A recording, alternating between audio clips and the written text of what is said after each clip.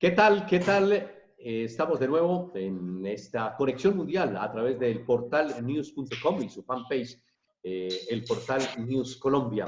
Hoy con invitados muy especiales desde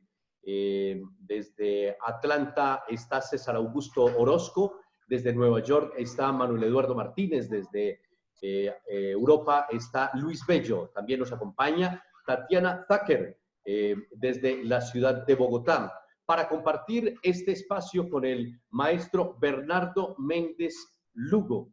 Él es ministro del Servicio Exterior mexicano en retiro y nos va a acompañar hoy para hablar de toda la problemática que tiene nuestro territorio centroamericano, suramericano y norteamericano en términos de migraciones. César Augusto, ¿quién es? ¿Quién es nuestro invitado de hoy? ¿Quién es Bernardo Méndez Lugo?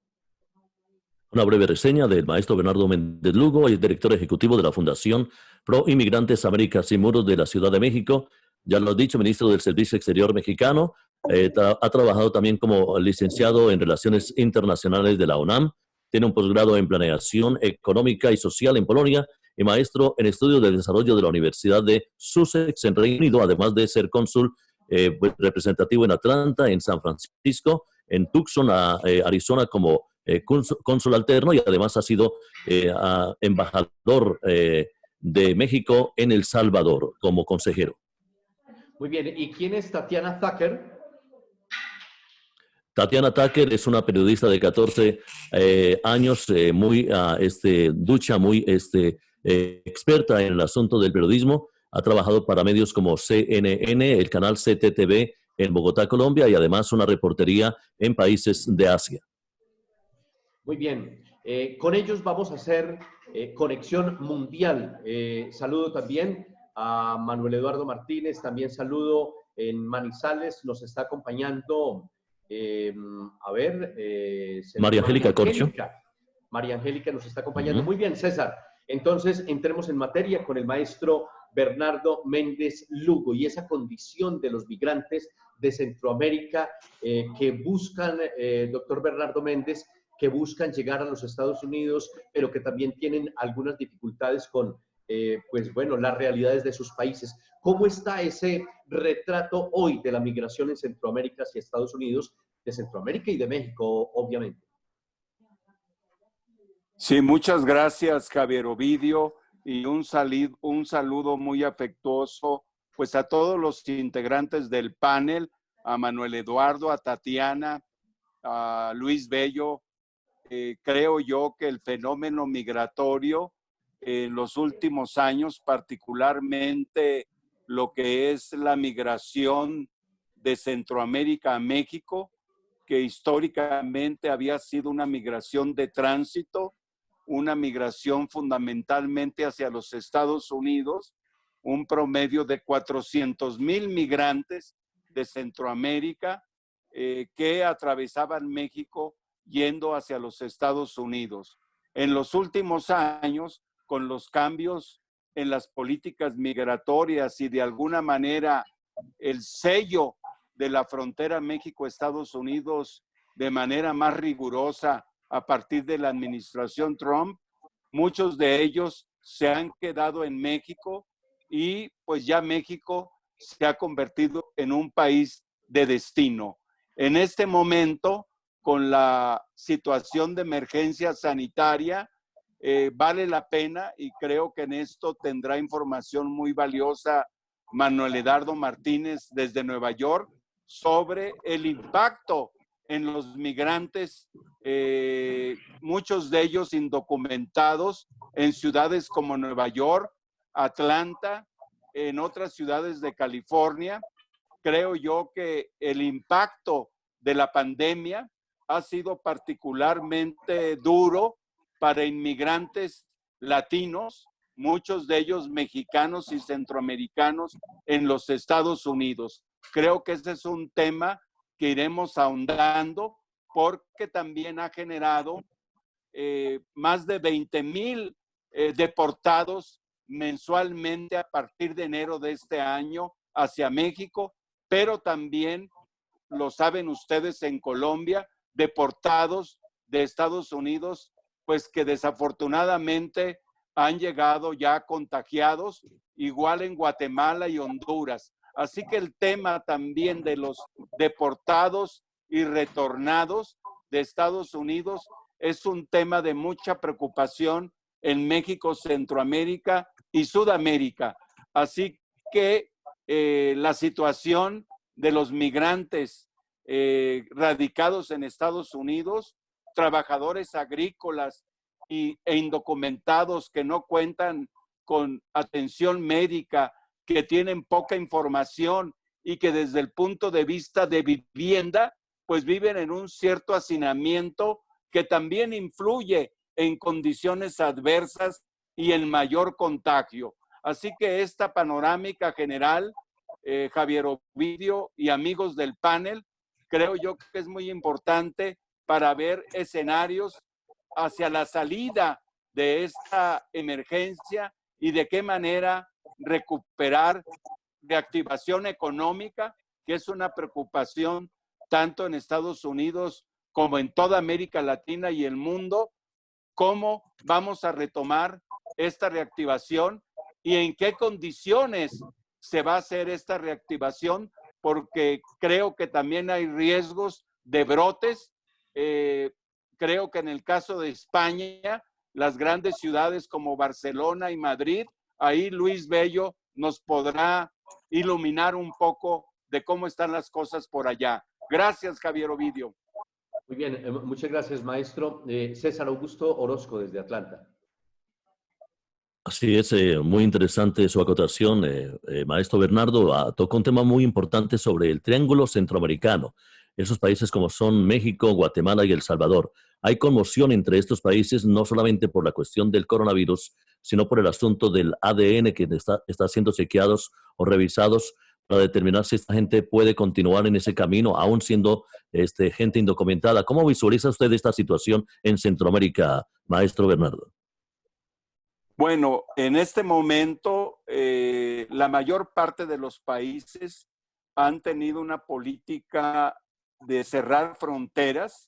Empezó primero el presidente Nayib Bukele en El Salvador, muy rápidamente también el presidente Carlos Alvarado en Costa Rica, que de alguna manera pues ha influido en una relativa contención del contagio.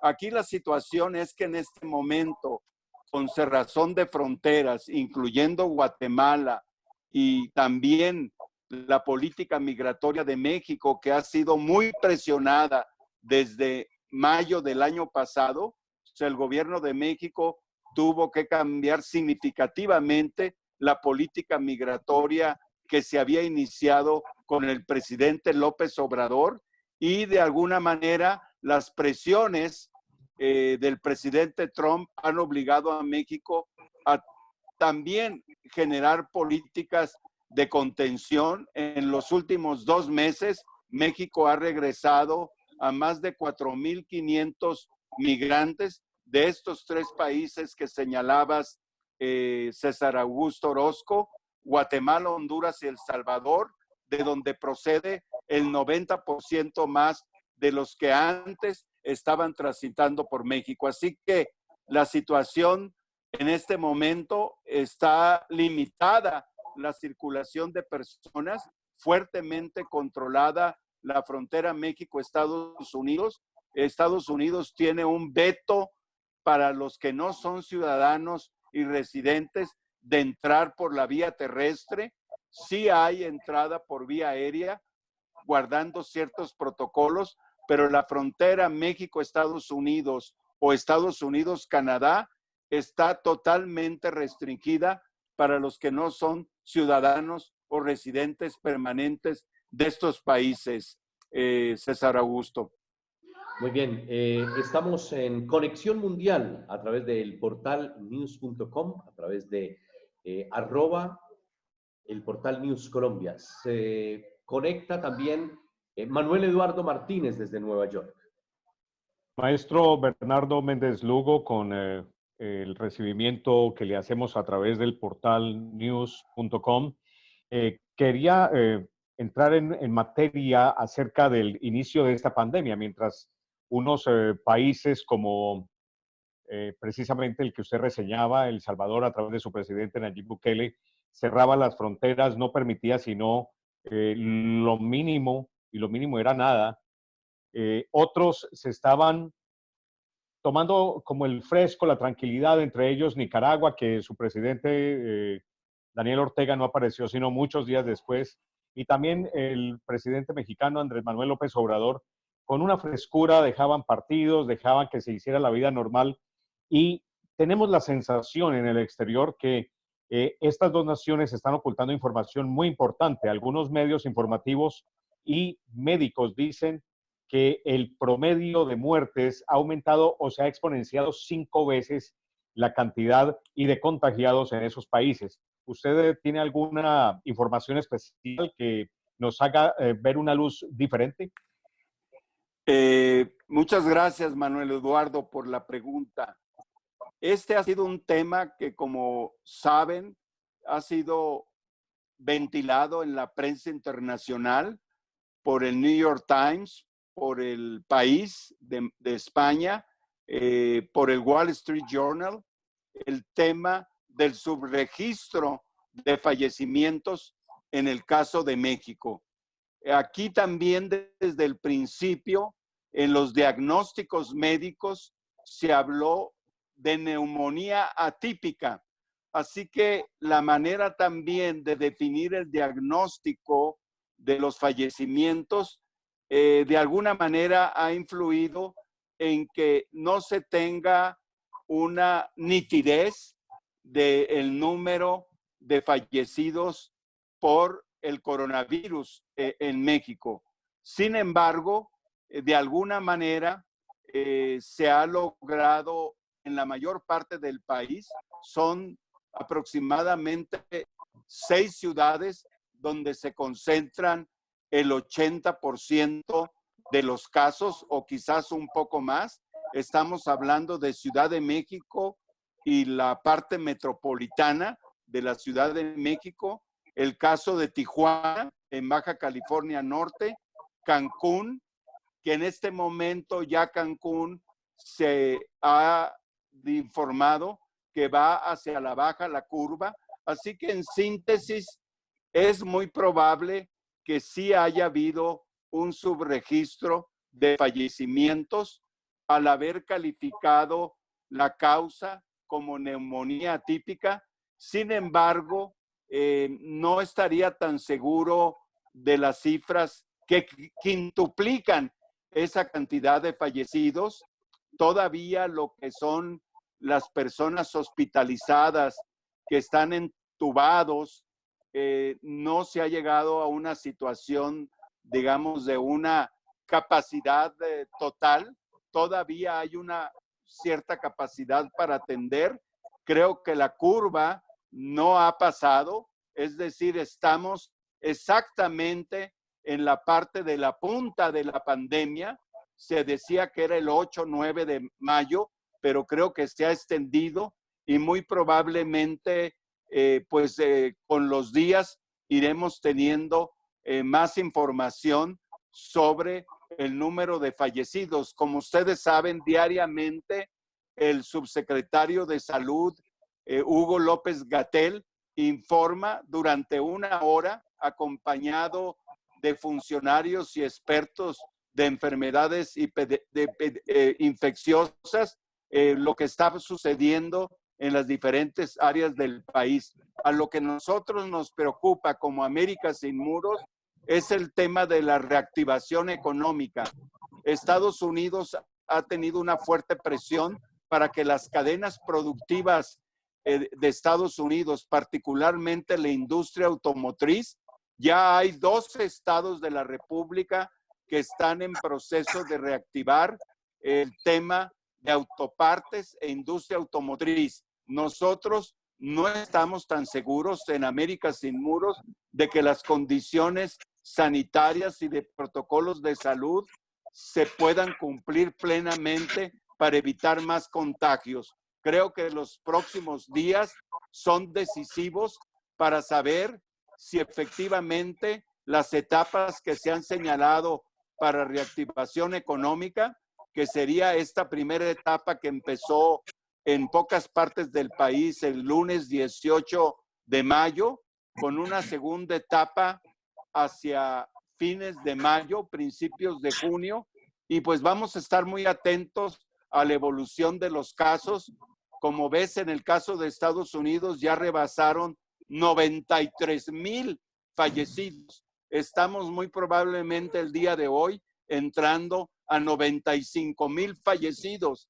Ahí lo preocupante para nosotros como Fundación Promigrante, simplemente tomando en cuenta la población hispana en Estados Unidos, estaríamos hablando de más de 10,000 latinos fallecidos, simplemente tomando en cuenta que es el 12.7% de la población estadounidense, y si de esa cantidad tomamos los de origen mexicano, estaríamos hablando de un mínimo de 6,500 personas de origen mexicano, simplemente en una proporción de la población latina. Como sabes, en Nueva York, el propio gobernador y el alcalde han señalado de que los grupos más afectados son afroamericanos y latinos, y entre los latinos, personas indocumentadas. Así que pues nos interesa como Fundación Promigrante la suerte de esas personas que son mexicanos, 6 millones indocumentados y casi 3 millones de centroamericanos, particularmente salvadoreños, hondureños y guatemaltecos, que han estado en mayor riesgo. Esto reconocido por el propio alcalde de Nueva York. Gracias, Manuel Eduardo. Muy bien, estamos en este espacio Conexión Mundial. Desde Europa está Luis Bello. Saludos, ¿qué tal? Muy buenas. Aquí en Europa, en cada país es diferente la situación. En España se está liberalizando y se está bajando la cuarentena. En Francia también lo están haciendo, pero curiosamente han tenido que cerrar 70 escuelas. Hoy los niños regresaban en Francia al colegio, pero tuvieron que cerrarse todas estas escuelas. Y con respecto a la situación inmigrante, es muy llamativa la posición de Portugal, porque Portugal desde el principio lo ha tenido muy claro: darle sanidad a los inmigrantes, aunque no tengan documentos, y poder atender a todas estas personas de una forma muy irregular. Cada país ha hecho, como viene siendo habitual, pues lo que creen que es más conveniente para ellos, y la Unión Europea, una vez más, ha vuelto a demostrar que está totalmente desunida.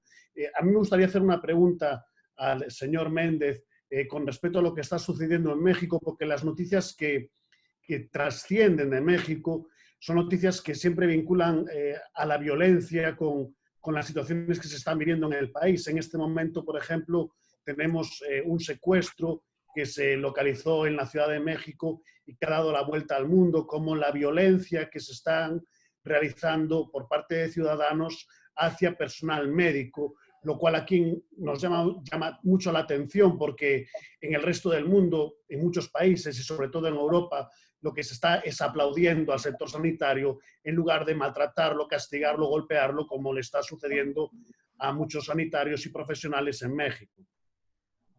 Sí, muchas gracias, Luis Bello, y un saludo muy cordial hasta España.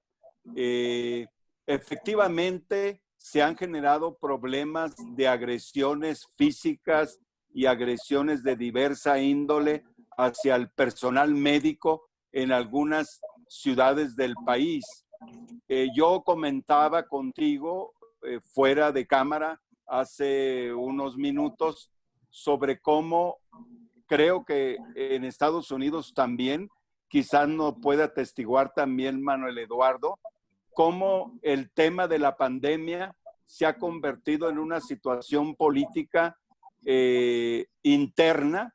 En el caso de México, muchas personas han apostado al debilitamiento institucional del gobierno. Es decir, existe el problema, existen situaciones irregulares y situaciones donde el gobierno no ha respondido, como bien decía Manuel Eduardo, sobre el hecho de que desde el principio de la pandemia el propio presidente de México minimizó la necesidad de guardar distancia en algunas giras políticas, y fue posterior, casi 2 semanas después, que empezó a acatar los lineamientos de las autoridades sanitarias.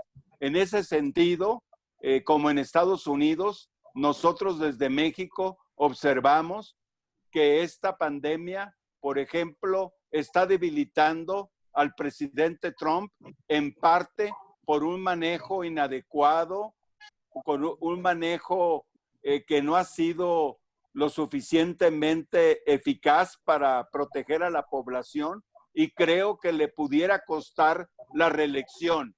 O sea, la parte política, creo yo, no se puede dejar de observar tanto en Estados Unidos, no sé, en el caso de España, con el presidente Sánchez, y en el caso de Francia, con el presidente Macron, cómo la pandemia de alguna manera cambia las agendas políticas y cambia una serie de situaciones, como en el caso de Estados Unidos, donde todo mundo antes de la pandemia veía sin problema la reelección del presidente Trump. Creo que a estas alturas, inclusive las encuestas ya le dan una presencia significativa al candidato demócrata en Estados Unidos. Así que en México, este tema hay que tenerlo en consideración.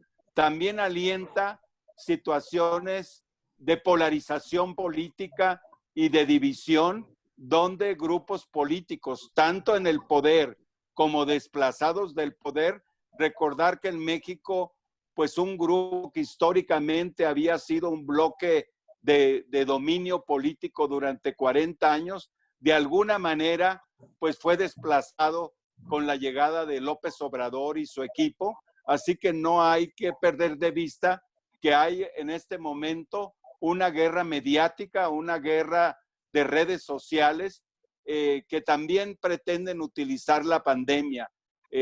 Obviamente tenemos que fijarnos en el tema sanitario, en el tema de salvar vidas, pero no olvidar que todo esto se dé en un contexto político. Yo creo que en todos los países del mundo, amigo Luis Bello. Muy bien, estamos en Conexión Mundial y le damos la bienvenida, el paso con un abrazo especial fraternal a Tatiana Tucker, quien está en Bogotá. Tatiana. Javier Ovidio, ¿cómo estás? Muy buenas tardes. Bueno, pues les cuento que el panorama aquí en Colombia no es muy alentador. Según Migración Colombia, tenemos cerca de 1.5 millones de venezolanos en el país, de los cuales se cree que el 60% se encuentran en una situación legal y 40% están irregularmente aquí en el país. Lo más triste es que debido a esta pandemia, hemos visto en las calles cientos de venezolanos que se ven hoy en día en cada uno de los municipios de Colombia, así como se están viendo en cada una de las principales ciudades. Los vemos con niños, los vemos caminando en las calles solos, y esto está generando un tema de inseguridad muy alto acá en el país. El problema más grande que esta inseguridad está creando es el miedo que los mismos colombianos están llegando a tener por tanta inseguridad que están, pues ya con las personas que estamos viendo en las calles, que no tienen trabajo y que no tienen hoy en día un ingreso. Esta es una situación que va a terminar aumentando. Yo quisiera preguntarle al doctor Bernardo, ¿cómo ve esta situación de inseguridad que se está presentando a nivel mundial debido a la gente que se está quedando sin trabajo, y cómo esta situación de una u otra forma está afectando y se está uniendo junto con todas las pandillas que se ven tanto en Centroamérica como aquí en Colombia? Muchas gracias, Tatiana Tucker. Un gusto estar contigo. Recuerdo pues tus tiempos en CNN en Atlanta, así que pues encantado de volver a coincidir. Estuve yo 5 años como agregado de prensa en el Consulado de México. Quiero comentarte que la pandemia también genera muchas agresiones hacia los migrantes. Las Naciones Unidas han hecho 6 recomendaciones para el respeto a los derechos humanos. Lo que comentaba Luis Bello sobre Portugal, que aceleró la regularización de extranjeros, es un ejemplo, modelo para el mundo de lo que tienen que hacer los países, que desafortunadamente en el caso de mi país, México, no se hizo, que fue regularizar a muchas personas. Es cierto que hay 40,000 solicitudes de asilo pendientes, no hay mucho presupuesto, pero hay que estar muy atentos a no generar situaciones de xenofobia, de racismo y de actitudes negativas hacia los migrantes. Es muy fácil, como ha pasado en algunas ciudades de México, en Tijuana, algunas poblaciones, no todas, pues han generado ante la presencia, cuando ha sido muy grande, de inmigrantes, pues actitudes de xenofobia en las redes también. Creo que en esto, como lo señalaba, no hay que olvidar que hay una guerra mediática también, y en ese sentido nosotros pensamos que los migrantes no son criminales. El hecho de que los migrantes tengan una situación económica difícil no quiere decir automáticamente. Recordemos las palabras de Trump hablando hacia los latinoamericanos, señalando a todos como criminales, violadores. No caigamos en el curso de Trump de pensar que los extranjeros están en ese tipo de definición de Trump. Nosotros creemos que hay que buscar condiciones, hay que revisar las condiciones de la ONU para el respeto de los derechos humanos de los migrantes. Aquí no importa la situación migratoria, hay que buscar, como dice la ONU, la regularización migratoria, y que debe ser de manera más rápida por el tema de la pandemia. México regresó a 4,500, más de 4,500 migrantes de Centroamérica en aviones, vía terrestre, y aparentemente cumpliendo esto como un retorno asistido, respetando derechos humanos. Nosotros en América Sin Muros no estamos tan seguros de que así haya sido y que realmente se tratan de deportaciones que están, pues, de alguna manera disfrazadas, y que no acatamos, pues, esos lineamientos y protocolos de la ONU de respetar los derechos humanos de los migrantes. Entendemos la epidemia, entendemos el riesgo sanitario, pero no debe ser un pretexto para expulsar a migrantes. Portugal es un ejemplo mundial de regularización de migrantes. Muchas gracias por la pregunta, Tatiana Tucker. Estamos en el portal news.com en entrevista con Bernardo Méndez Lugo desde la Ciudad de México. Tenemos también en nuestro chat a una reportera del Centro de Producción Audiovisual. Ella también hace un pregrado en Gestión Cultural y Comunicativa de la Universidad Nacional. A ver si María Angélica Corcho tiene alguna pregunta para el maestro Bernardo antes de entrar con otra pregunta interesante que nos concierne a todos en este asunto del coronavirus. María Angélica, ¿estás con nosotros?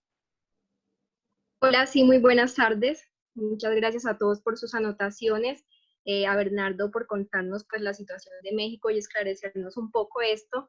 Yo me encuentro en Colombia y pues retomando lo que decía Tatiana, la situación no es tan alentadora al ser Colombia un foco también de migración de venezolanos, y obviamente surge pues todas las problemáticas en cuanto a lo vulnerable que se sienten los migrantes. Y pues quería preguntarle a Bernardo, ¿cómo se encuentra actualmente el diálogo entre el Estado de México con el gobierno estadounidense ante la situación de migrantes? Bueno, aquí ha habido diferentes vertientes en el diálogo con Estados Unidos. Una de ellas es el tema de Centroamérica.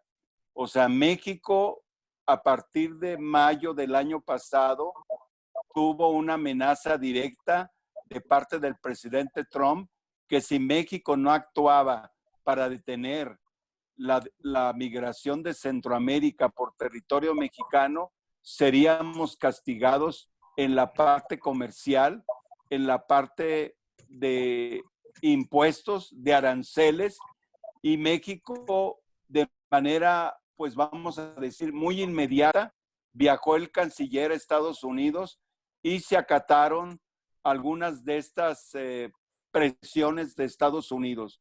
Los observadores, como nosotros desde América Sin Muros y yo también como exdiplomático, consideramos de que México pudo haber negociado, que había capacidad y espacio para negociar, porque muchos de los afectados por esa presión de Trump eran los propios exportadores estadounidenses. En nuestro criterio, creo que cedimos demasiado rápido en esa presión para detener en un 80% o más, informó el propio canciller hace pocos meses, de que se había detenido la migración o el tránsito migratorio centroamericano. Ese es un punto de esta negociación. El segundo punto es en relación a los mexicanos en Estados Unidos. Ahí la verdad no ha habido ningún avance. Los 6 millones de mexicanos, y no se diga los centroamericanos, bajo la perspectiva del presidente Trump y su administración, no hay ninguna posibilidad de arreglo migratorio. De hecho, el propio presidente ha tratado de imitar lo que es la migración de personas que tienen derecho por los lazos familiares. Ha estado intentando limitar aspectos que están contemplados en la ley migratoria, no lo ha logrado, pero sí hay que recordar que estas políticas antimigratorias vienen desde muchos años, y en la época de los 8 años del presidente Obama fueron más de 3 millones de mexicanos deportados. Es decir, por el lado de la migración irregular, o sea, los mexicanos y centroamericanos en situación migratoria irregular, que no ilegales. Alguna gente utiliza este concepto de ilegal. No son ilegales, son personas en situación migratoria irregular, porque pues lo de ilegal es una palabra que criminaliza a la persona migrante, y creo que pues tenemos que seguir ciertos protocolos humanitarios para facilitar la vida de estas personas. Efectivamente, en Estados Unidos, la persona que entra indebidamente, es decir, que no sigue el protocolo, está criminalizada. La migración indocumentada está criminalizada. Así que para resumir este último punto, no ha habido avances significativos para la regularización migratoria en Estados Unidos. Prácticamente creo que ningún país de los 12 millones de indocumentados, siendo casi 9, México y Centroamérica, se ha logrado un avance. Se han mantenido la protección temporal, los TPS para El Salvador, para Nicaragua, pero pues la cobertura es menor. El otro tema fueron los Dreamers, los jóvenes que fueron más de 800,000, de los cuales más de 600,000 mexicanos, y que todavía pues están un poco en una situación complicada. Estos jóvenes que han crecido en Estados Unidos y que llegaron en la infancia a los Estados Unidos. Esos serían mis comentarios. Maestro Bernardo, una pregunta rápida, ya que está enfocando ese tema.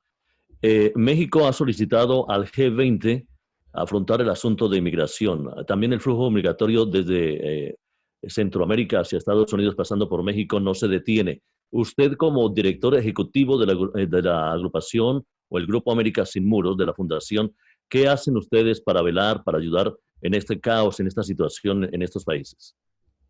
Nosotros hemos construido alianzas con diversas organizaciones, tanto en Centroamérica como en Estados Unidos.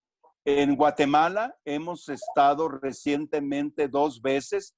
Estuvimos en un foro del Parlamento Centroamericano que tiene su sede en Guatemala, y también hemos colaborado muy intensamente con la Fundación Alemana Naumann, que tiene como lema más puentes, menos muros. Así que tanto instituciones académicas como la Universidad Rafael Landívar en Guatemala, la Universidad de California, que tiene 10 campuses en California, es otro aliado nuestro, y hemos producido talleres de reinserción laboral para los migrantes en México, y hemos elaborado y tenemos disponible para todas las personas reglas de oro para el inmigrante en Estados Unidos en las épocas del COVID y de las políticas antiinmigrantes de Trump.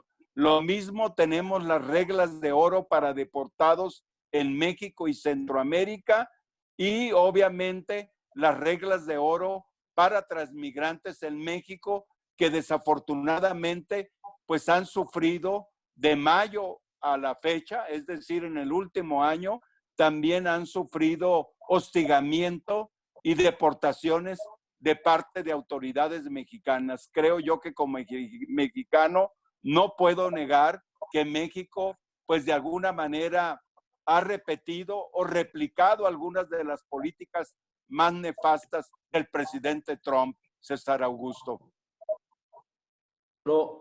Bueno, estamos en Conexión Mundial. Maestro Bernardo, los países que originan o los países de origen de los migrantes están respondiendo, están desarrollando políticas internas de atención a estos migrantes, retener a estos migrantes, acompañar a estos migrantes y a las familias que dependen de ellos. Es una muy buena pregunta, Javier Ovidio. Sé que México propuso un plan de cooperación y desarrollo para el Triángulo del Norte, es decir, Guatemala, Honduras y El Salvador, y ha habido algunos encuentros entre el presidente de Guatemala, el doctor Yamatei, el presidente Bukele. Creo que también hubo un encuentro con el presidente Orlando Hernández de Honduras. Sin embargo, creo yo que no ha habido los esfuerzos suficientes para generar empleo y condiciones de vida digna.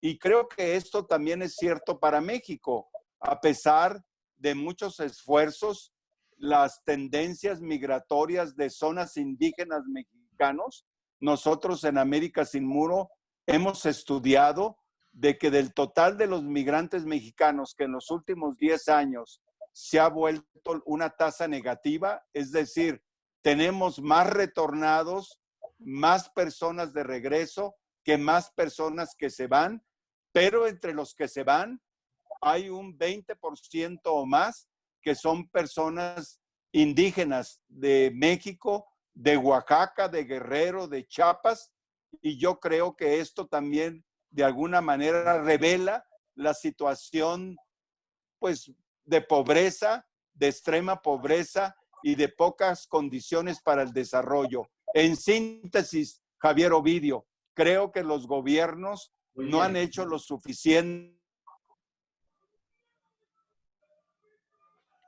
Doctor Bernardo.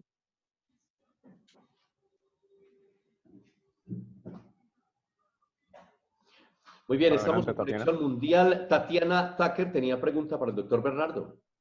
Sí, gracias, Javier Ovidio.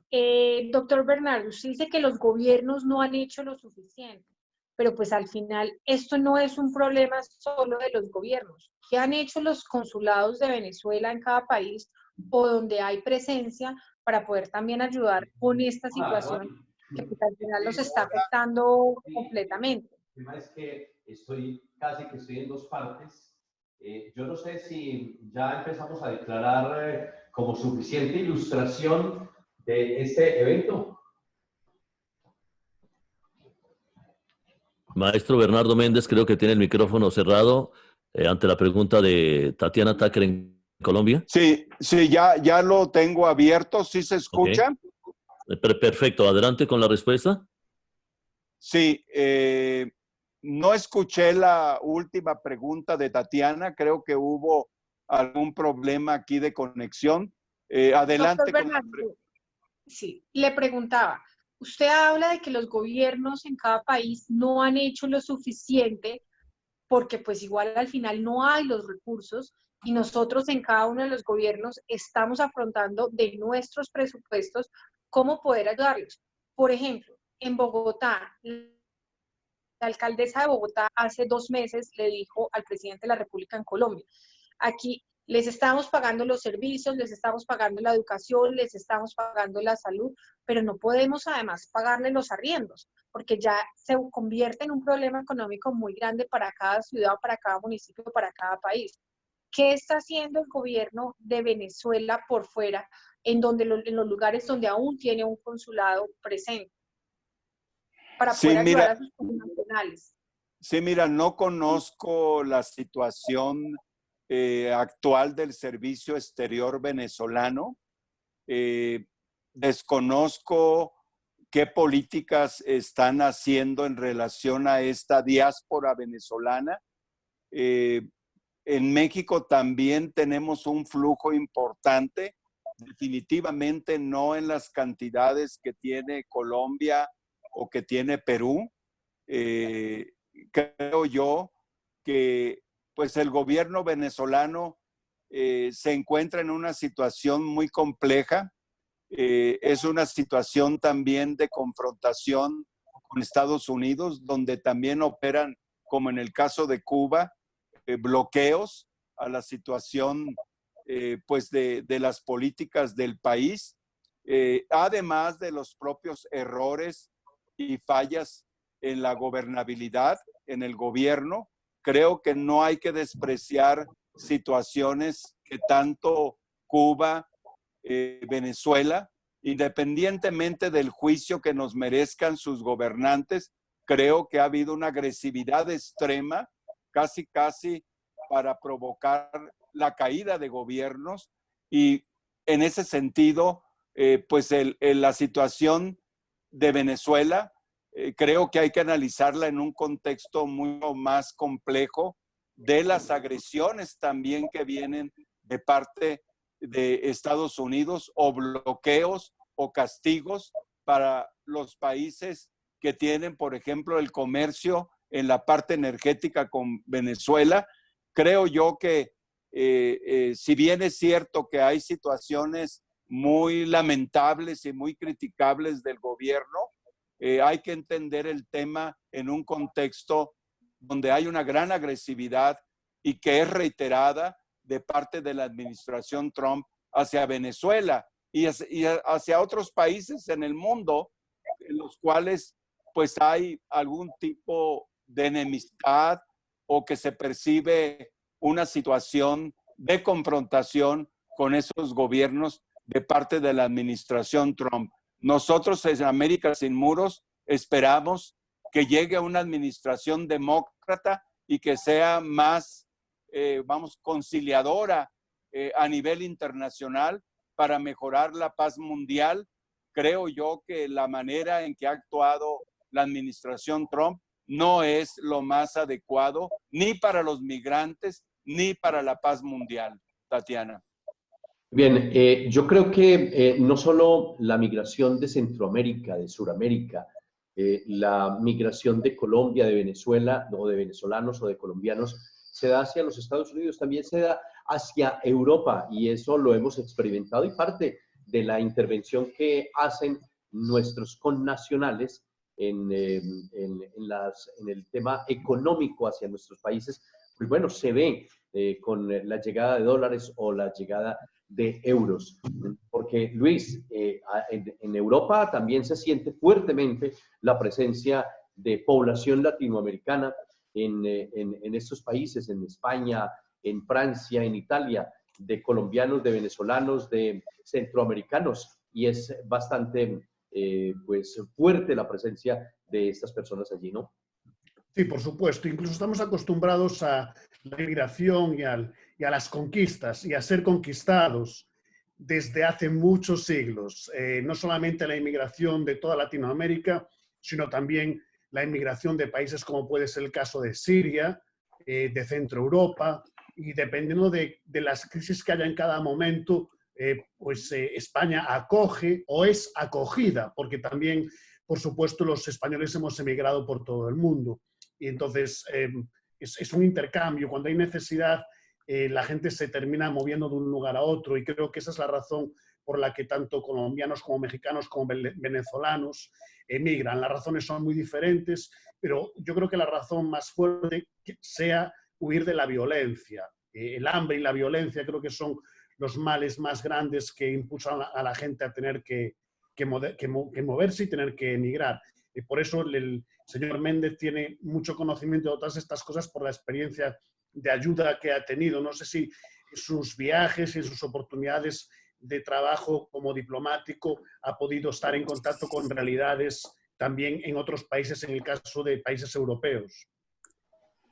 Bueno, mi experiencia hablando de estas situaciones complejas, por ejemplo, en Atlanta, donde hubo una migración fuerte de mexicanos un poco antes de las Olimpiadas del 96, les comento que había riesgo de que no se terminaran todos los estadios y todas las instalaciones olímpicas, y el propio director de migración habló con el cónsul general, que era mi jefe, para pedirle que llegaran los migrantes a trabajar a la construcción y terminar las instalaciones olímpicas.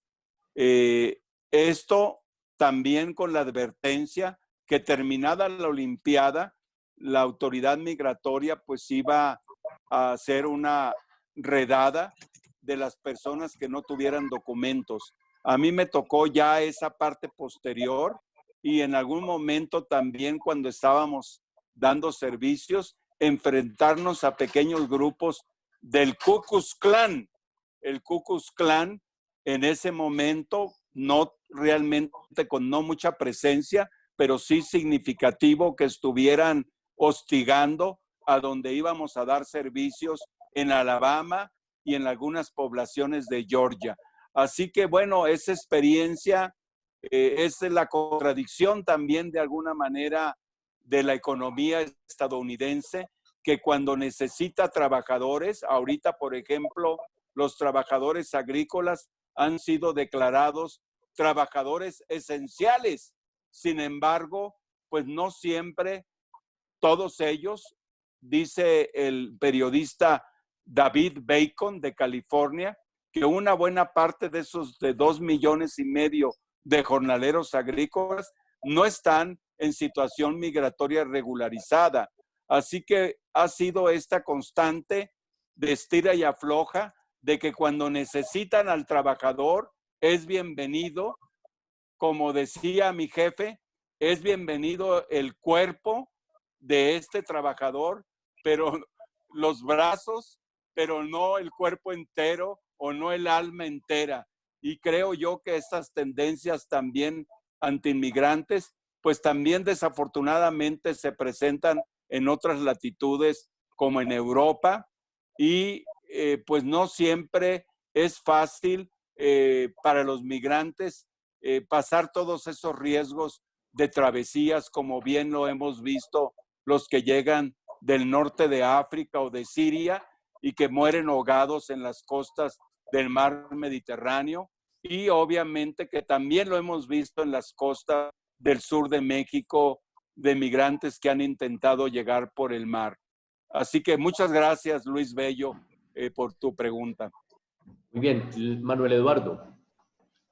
Para entender un poco la inmigración, y yo no diría la inmigración ilegal, porque nadie es ilegal en este mundo, sino indocumentada, hay que entender varias cosas.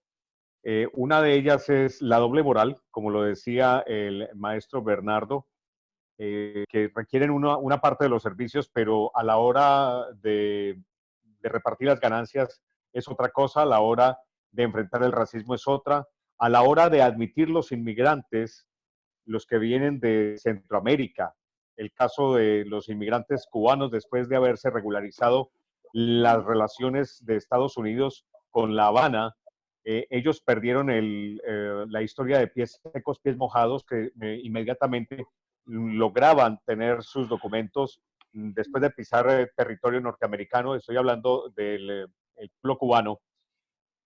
Igual sucedió en Europa, en Suecia, que era un paraíso para los inmigrantes, que allí los acogían, el caso de Alemania, y ahora tenemos que ver cómo los tratan, especialmente cuando en la pandemia hemos localizado que hace 2 meses se cerró la frontera entre Estados Unidos y México y prácticamente el comercio se ha parado de una forma dramática. Un comercio de 750,000 millones de dólares está en stand-by, está en espera. ¿Cómo se puede alentar a una población inmigrante, los centroamericanos, los cubanos, los que vienen directo a la Unión Americana? ¿Cómo se les puede decir, vengan sin problema, traten de cruzar, en México no hay ningún problema, pero cómo pasar a territorio norteamericano en medio de esta situación cuando los trabajos ya no van a hacer lo mismo? Está el país a punto de entrar, está en contracción, a punto de entrar en una, no solamente en recesión, sino en una depresión, que habían desmentido que no iba a haber una segunda depresión en estos tiempos. ¿Cómo decirle a los inmigrantes, a la gente nuestra, a nuestros connacionales, vengan, anímense? Manuel Eduardo, muchas gracias por tu reflexión. Definitivamente que en el caso de México, lo que observamos desde hace un año es que el tránsito por México se ha limitado de manera muy significativa. Es decir, la gente que llegaba antes a la frontera norte de México, en este momento es muy poca. El propio canciller mexicano habló de una disminución de un 87% de este tránsito migratorio. Ahí se incluyen haitianos, cubanos, personas de países de África, siendo la gran mayoría de Honduras, El Salvador y Guatemala.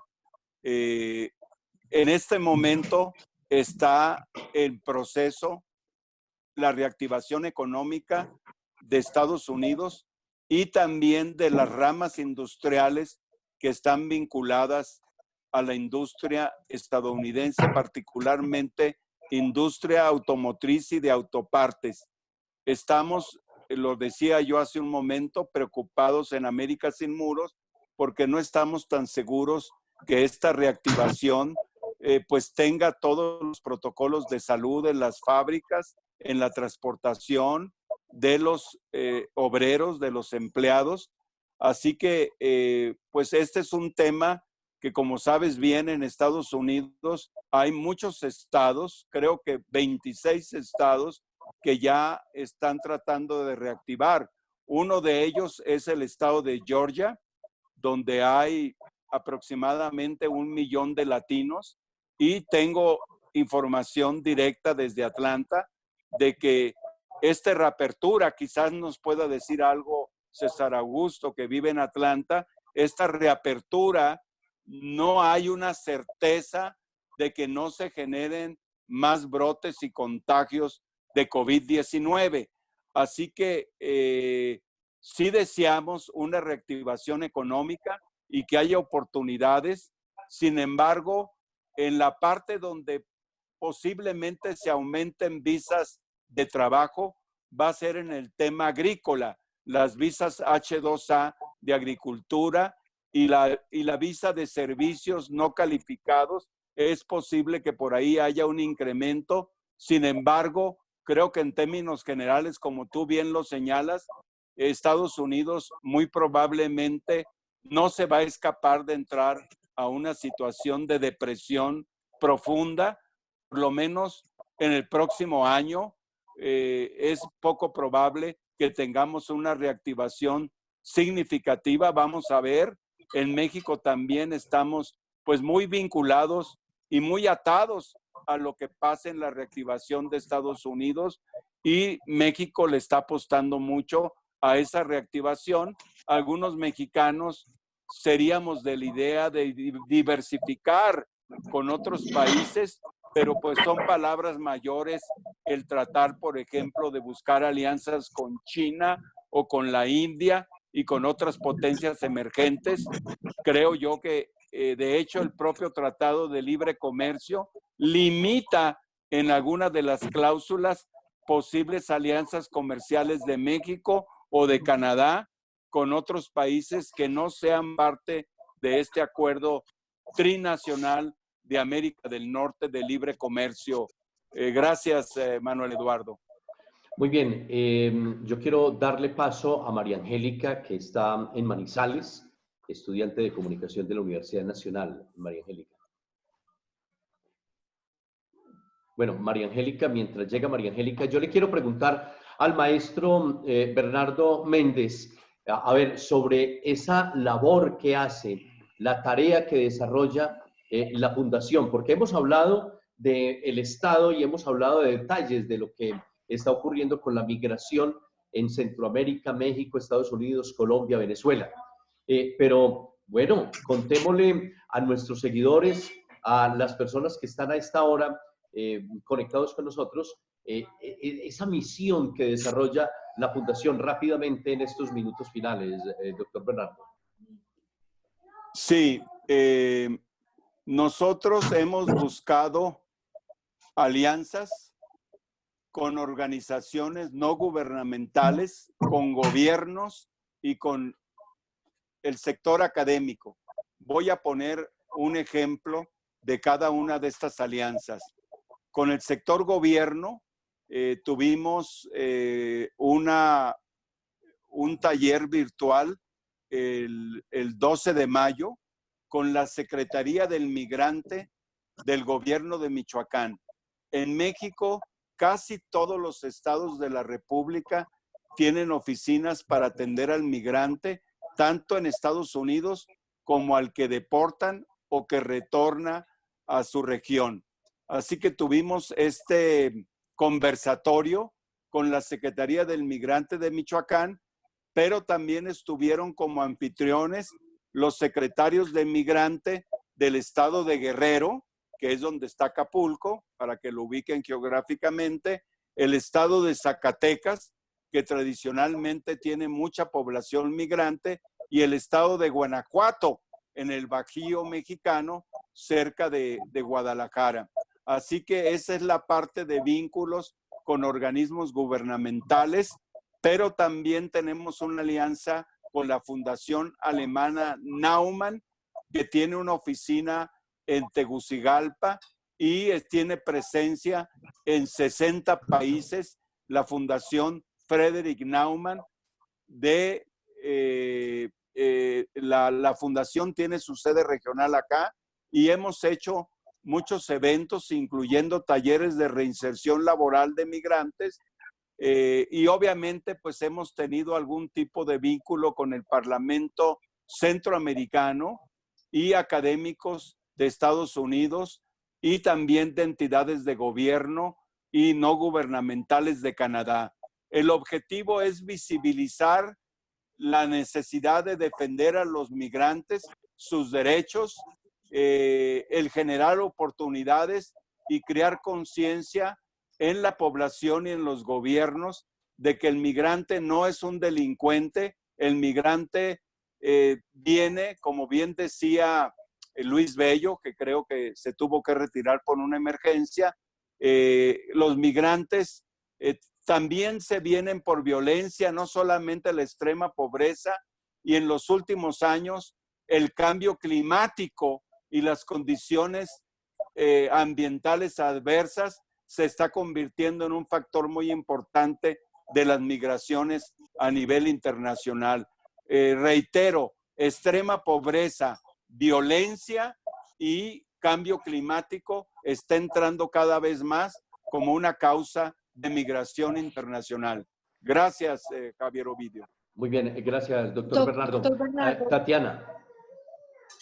Es que quisiera comentarle una situación que pasa aquí en Colombia y que sea que además pasa en Estados Unidos y cómo los gobiernos tienen que trabajar frente a eso.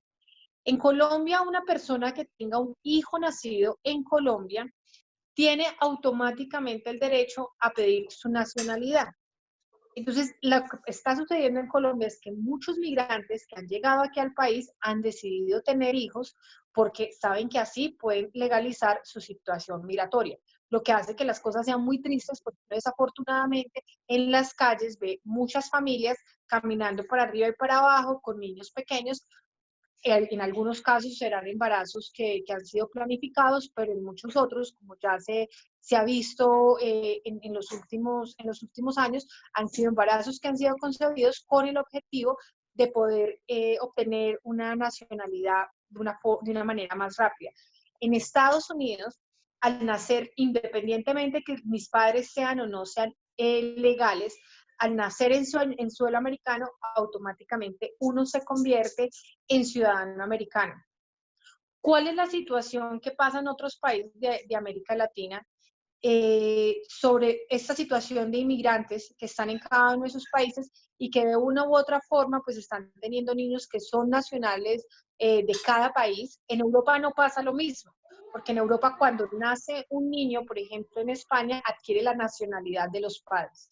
Y si los padres no son de nacionalidad europea, pues no va a adquirir esa persona la nacionalidad, sino la original de sus padres. Entonces, ¿cuál es la situación? Mi pregunta es, ¿cuál es la situación que pasa en general en América Latina?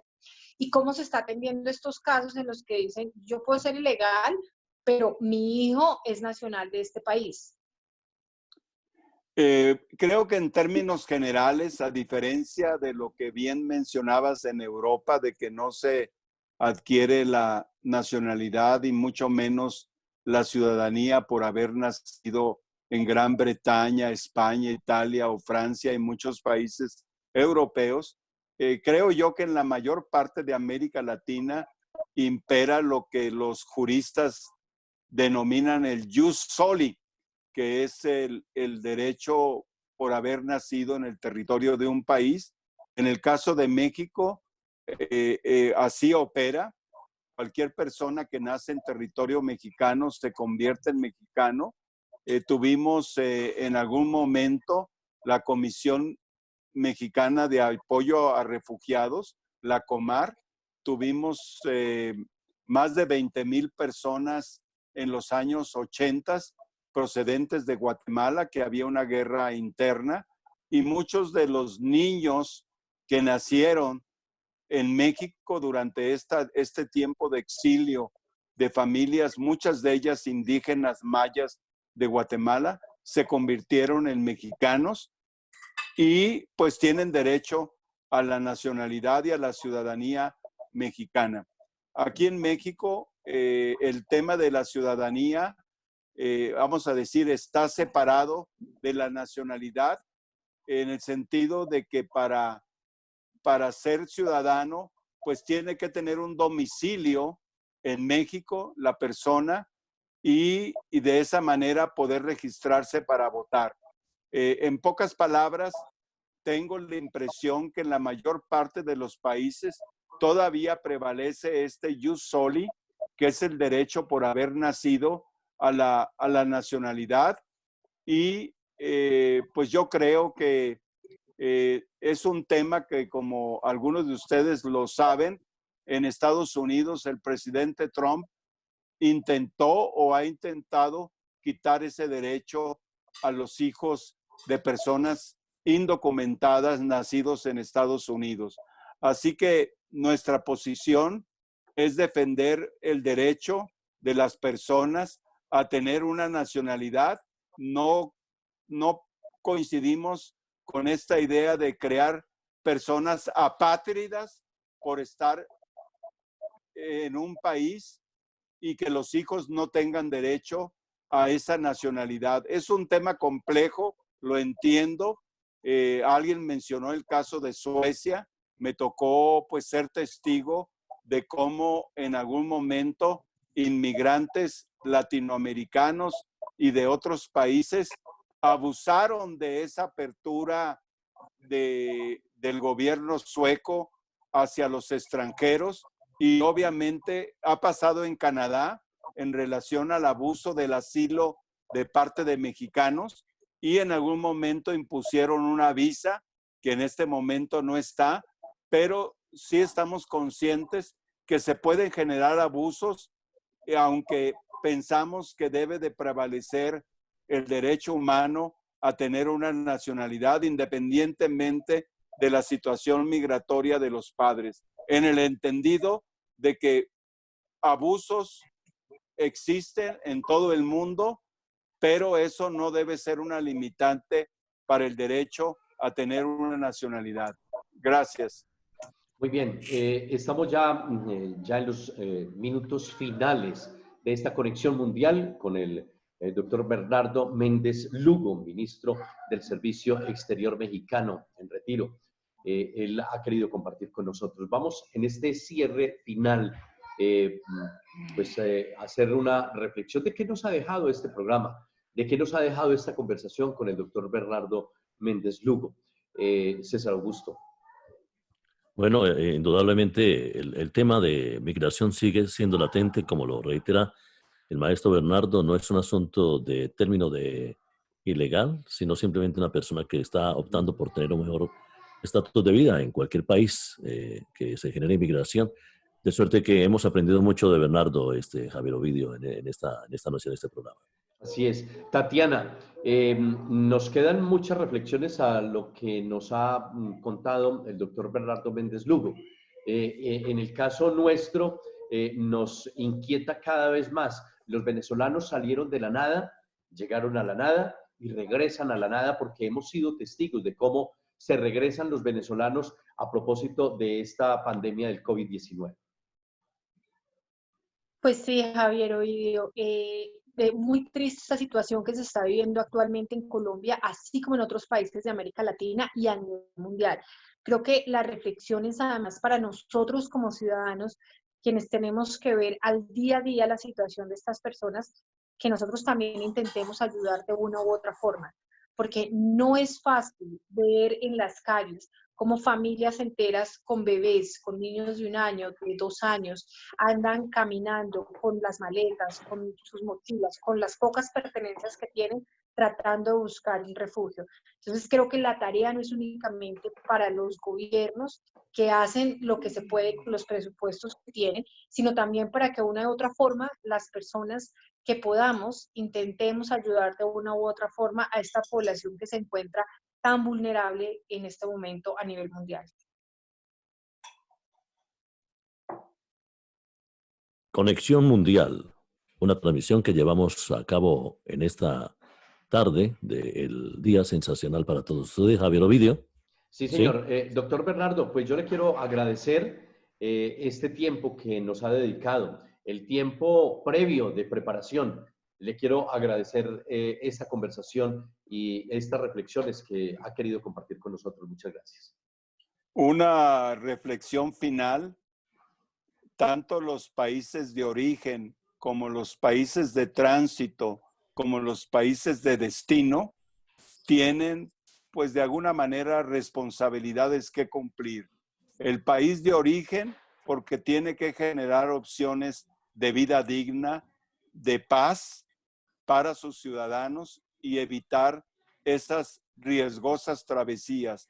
Los países de tránsito, porque de alguna manera pues tienen responsabilidad al recibir a migrantes, y obviamente los países de destino, no olvidando que muchas veces los países de destino tienen una historia de expoliación de los países de origen.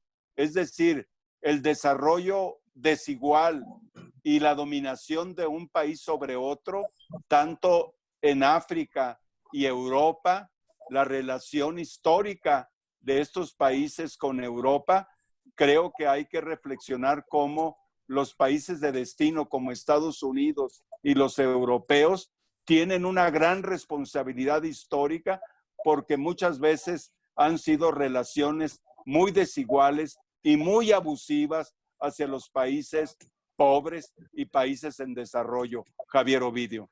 Así es, muy traumáticas, doctor Bernardo. Exacto. Muchas gracias. Bueno, Javier Ovidio, y agregando a eso, mi querido maestro Bernardo, nos deja como reflexión de que en estos tiempos del coronavirus, que la salud del planeta también es nuestra salud, definitivamente, ¿no? Que la prevención es más igual o más importante que la terapia y en síntesis el coronavirus no deja de ser algo que ocurre cuando ignoras la ciencia. De suerte que esos 3 puntos son muy importantes, maestro Bernardo. Efectivamente, César Augusto, el tema de las epidemias y de las plagas también tienen que ver con la manera en que hemos tratado el planeta, como tú bien lo dices.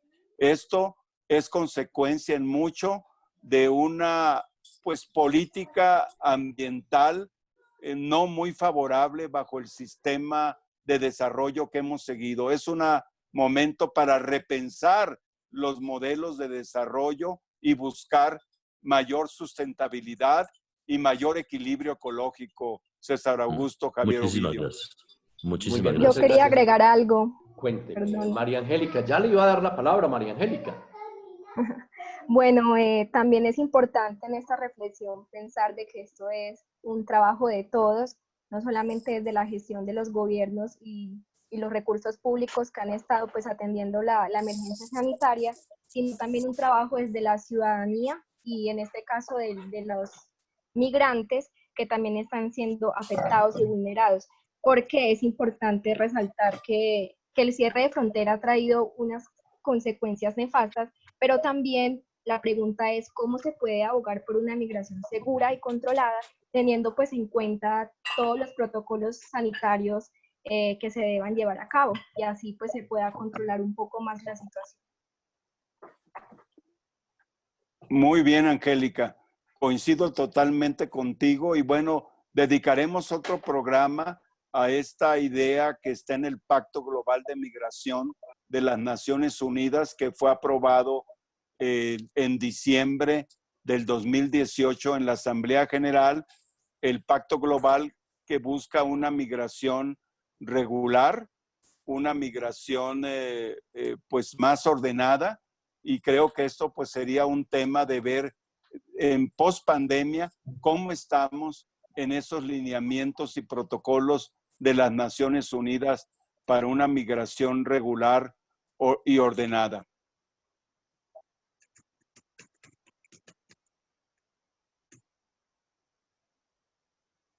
Estamos en el cierre, estamos ahora, Javier Ovidio, en Conexión Mundial. Javier, ¿sí? Adelante. Sí, señor.